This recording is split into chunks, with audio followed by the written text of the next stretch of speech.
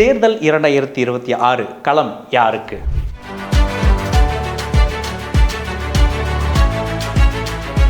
மேற்கு தொடர்ச்சி மலையுடைய மடியில வீற்றிருக்கக்கூடிய கோயம்புத்தூர் தென்னிந்தியாவுடைய மான்செஸ்டர் அப்படின்னு அழைக்கப்படுது. இது தமிழகத்துடைய இரண்டாவது பெரிய நகரம் மட்டுமல்ல, கொங்கு மண்டலத்துடைய ஒட்டுமொத்த அரசியலையும் தீர்மானிக்கும் தலைநகரமும் கூட. ஒரு புறம் பாரம்பரியமான சிறு குறு மற்றும் நடுத்தர தொழில் நடத்துவோர், மறுபுறம் வேகமாக வளர்ந்து வரும் ஐடி நிறுவனம். தமிழகத்துடைய பொருளாதார வளர்ச்சிக்கு கோவையின் பங்கு அப்படின்றது அளப்பரியது. கொங்கு மண்டலத்தை கைப்பற்றுபவர்கள் தமிழகத்துடைய பலமான அரசியலை அமைக்க முடியும் அப்படின்றது தான் நம்பிக்கை. பல ஆண்டுகளாக ஒரு கட்சியின் கோட்டையாக இருந்த கோவை இன்று பல முனை போட்டியை சந்திக்க போகுது. மாபெரும் ஒரு அரசியல் போர்க்களமாகவே மாறி இருக்குது. அது ஏன்?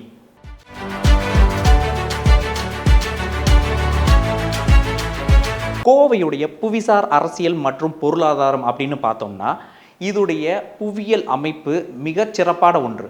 குறிப்பாக பாலக்காடு கணவாய், இது கேரளாவுக்கும் தமிழகத்திற்கும் இடையேயான ஒரு பிரதானமான வர்த்தக நுழைவாயிலாக செயல்படுது.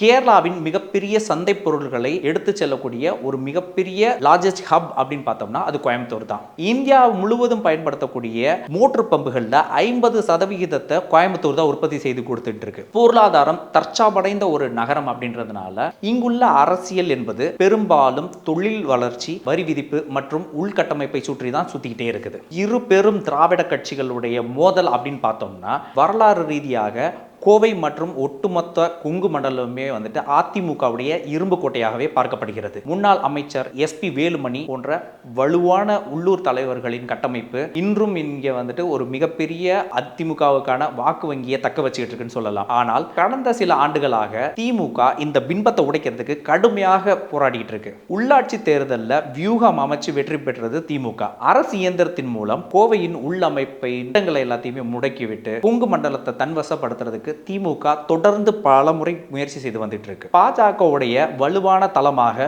கோவை மாறிக்கிட்டே இருக்கு. தமிழகத்துடைய மற்ற பகுதிகளை விட கோவையில பாரதிய ஜனதா கட்சி வரலாறு ரீதியாக ஒரு வலுவான அடித்தளம் இருக்கு அப்படின்னு சொல்லலாம். 1998 குண்டு வெடிப்பு சம்பவத்திற்கு பிறகு இங்கு இந்துத்துவ அமைப்புடைய செல்வாக்கு ரொம்பவே அதிகரிச்சிருச்சு. CP ராதாகிருஷ்ணன் 2 முறை MP-யாக வென்ற மண் இது. சமீபத்திய 2024 நாடாளுமன்ற தேர்தலில் பாஜகவின் மாநில தலைவர் அண்ணாமலை அவர்கள் நேரடியாக களம் இறங்கியதால் கோவை அரசியல் களம் தேசிய அளவில் கவனத்தை ஈர்த்துச்சுன்னு சொல்லலாம். பாரம்பரிய வாக்குகளை தாண்டி கணிசமான வாக்குகளை பெற்று தங்களை ஒரு முக்கிய போட்டியாளராக பாஜக இங்கு நிலைநிறுத்தியுள்ளது. மாற்று சக்திகளும் இளைஞர்களுடைய வாக்குகளும் அப்படின்னு பார்த்தோம்னா இந்த மும்முனை போட்டிக்கு நடுவே அமைதியாக ஆனால் மிக உறுதியாக நிற்பது நாம் தமிழர் கட்சி. விவசாய பிரச்சனைகள், சுற்றுச்சூழல் பாதிப்பு மற்றும் திராவிட மாற்று அரசியல் ஆகியவற்றை பேசி கோவை புறநகர் பகுதிகளில் இருக்கக்கூடிய இளைஞர்கள் மத்தியில் ஒரு மிகப்பெரிய வாக்கு வங்கியை நாம் தமிழர் கட்சி உருவாக்கியுள்ளது. தற்போது கோவையின் அரசியல் ஒரு புதிய புயலாக நுழைந்திருப்பது நடிகர் விஜய் மற்றும் தமிழக வெற்றி கழகம். கொங்கு மண்டலத்தில்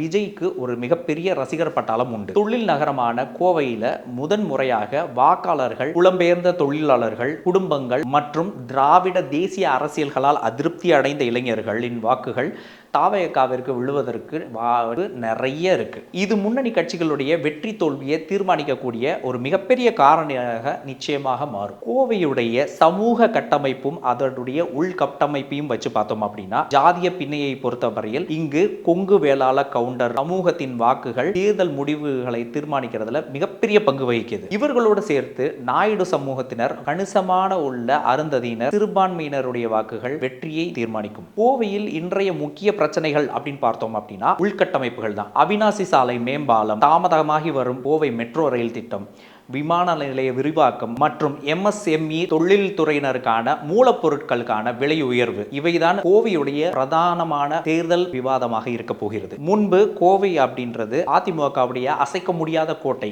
ஆனால் இன்று திராவிட கட்சி மோதல், பாஜகவின் தேசிய அரசியல் உந்துதல், நாம் தமிழர் கட்சியின் தொடர்ச்சியான எழுச்சி, தாவேகாவின் புதிய வருகை அப்படின்னு சொல்லிட்டு கோவை அரசியல் பலமுனை போர்க்களமாக மாறியுள்ளது. கோவை ஒரு நகர் மட்டுமல்ல, தமிழக பொருளாதாரத்தின் ஒரு இயந்திரம். கொங்கு மண்டலத்தை யார் கைப்பற்ற போகிறார் அப்படின்றத பொறுத்தே நாளைய தமிழக அரசியலின் திசை தீர்மானிக்கப்பட போகிறது. தென்னிந்தியாவின் மான்செஸ்டரான கோயம்புத்தூர் தமிழக அரசியலுடைய மிக முக்கியமான போர்க்களமாக எப்படி மாறியது? அதிமுகவின் பாரம்பரிய கோட்டையில திமுகவுடைய வியூகம், பாஜகவின் அசுர வளர்ச்சி, நாம் தமிழர் மற்றும் புதிதாக களமிறங்கும் தாவேகாவுடைய கட்சிகளின் தாக்கம், இவை அனைத்தும் தான் காரணம். கோவையில இந்த முறை யார் ஜெயிக்க போறா அப்படின்னு சொல்லி கமெண்ட் பாக்ஸ்ல சொல்லுங்க. மீண்டும் அடுத்த ஒரு மாவட்டத்தோட உங்களை வந்து சந்திக்கும் வரையில் உங்களிடமிருந்து விடைபெறும் நான் உங்கள் வசீகரன். நன்றி.